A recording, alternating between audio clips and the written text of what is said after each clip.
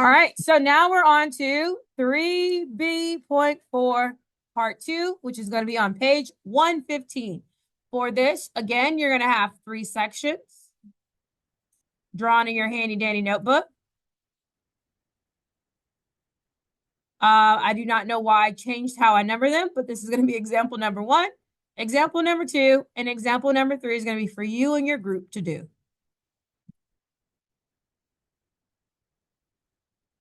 Okay? We have to go through part 1 to appreciate part 2. Okay? If part 1 was a little hard for you, part 2 is for if you are a visual learner. If you are a visual learner, then part 2 may be more of your pace, more of your friend. Does that make sense? So let's dive in. Part 2 is factoring by grouping with the box. Okay? Part 2 is factoring by grouping with the box. How this works, it's pretty straightforward. You draw a box. Okay?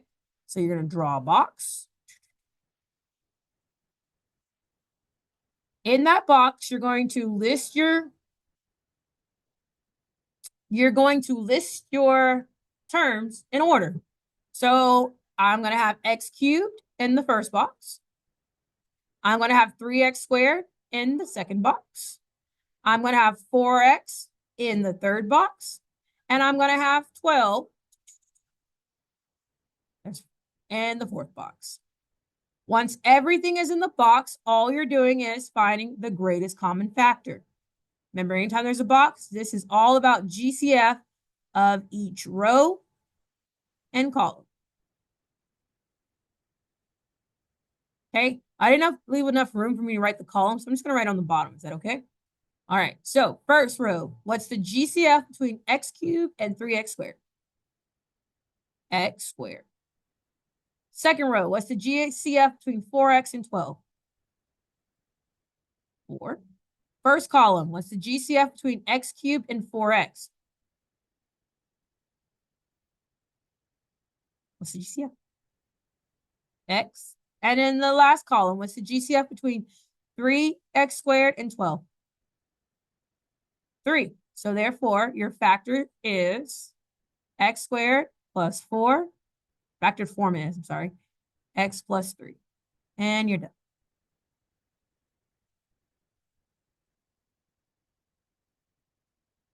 Factor by grouping with the box.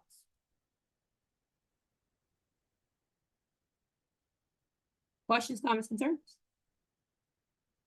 No? What?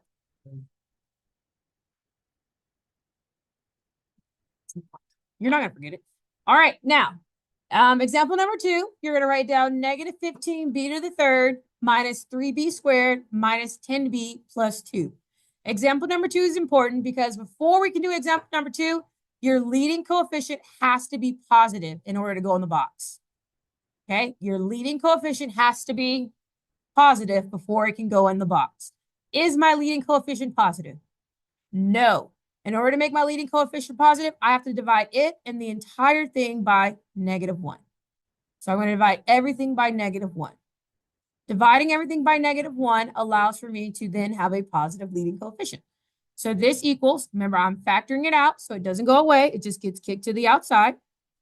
And that gives me 15b to the third plus 3b squared plus 10b minus 2.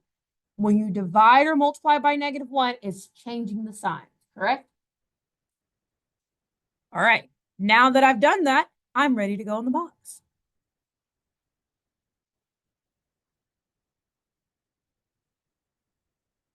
Okay, so in my box again, my first term is in the first box, so 15b to the third. My second term is in the second box, 3b squared. My third term is in the third box, 10b. And my fourth term is in the last box, -2. Okay, again, in the box, it's all about the greatest common factor. So the GCF between 15b to the third and 3b squared is what? Yay. All right, GCF between 10b and -2. GCF between 15b cubed and 10b. GCF between 3b squared and -2? It's going to be what? Did someone say 1? Perfect. And we get 1. So now our factors, remember, we already have that -1 outside. Don't forget your GCF. And we get 3b squared plus 2 times 5b plus 1.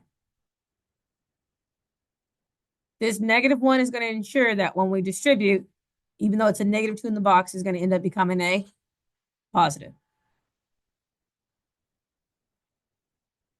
Ta-da! Okay, so to add to this, not only do you want to, if there is a GCF, you should always factor out your GCF in the beginning. We know that, right? Just to emphasize.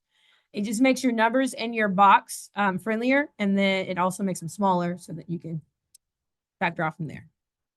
Okay, and guess whose turn it is? If you say your turn, you are so right.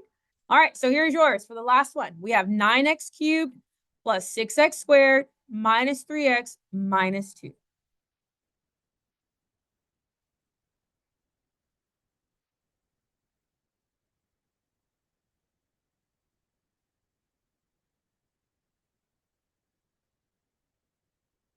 Okay, remember, create the box, go in order. And all we're doing is GCF. That's why that was the very first thing we reviewed, right?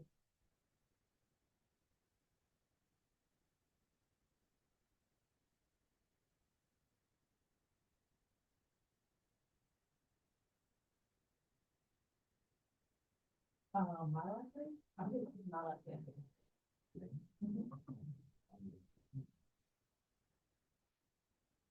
Like if you're putting this on it, you can submit it on Canvas. Yeah.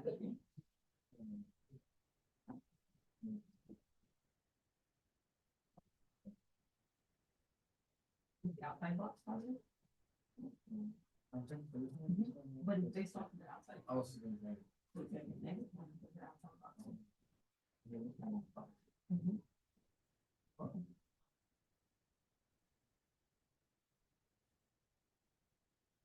If you double check yourself, I think sure when you remultiply, does it make that box?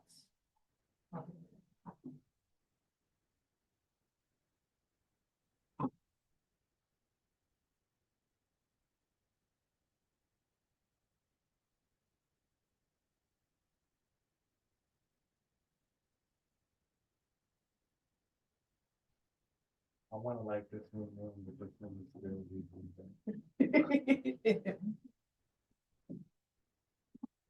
Which one did you prefer? The box. Your generation is more visual learners. I don't like how to make the box. You don't have to make the box. The X, but it helps. It helps. I know those visual aids, right? It's crazy. All right, my leading coefficient is already positive, so I didn't have to divide out a negative, right? And there's no GCF, so am I good to go in the box? In the box we go. So we have 9x cubed, and we have 6x squared. We have -3x and -2. Again, all I'm doing is finding the greatest common factor of each row in each column. In this row, we have 3x squared. And this row, we have -1. And this row, we have 3x. And this column, that's a column, I know that. And in this column, we have 2. You can double check yourself by remultiplying. Does 3x squared times 3x make 9x cubed? Yes. Does 3x squared times 2 make 6x squared? Yes. Does 3x times -1 make -3x? Yes. Does -1 times 2 make -2? Yes. So that tells me that I'm correct, and my factors are 3x plus 2 and 3x squared minus 1. And that concludes our grouping. Questions, comments, or concerns? Okay, on Monday, we're going to have a class activity. It's called Who Killed Miss Jones? Okay, you'll be doing Who Killed Miss Jones? And then you will have your 3B.4 actual assignment after that, okay? We also have our quiz over 3B.1 through 2. but make sure you're pretty confident and comfortable with that as well. Okay, that is all for next 6 weeks, our last 6 weeks of the year.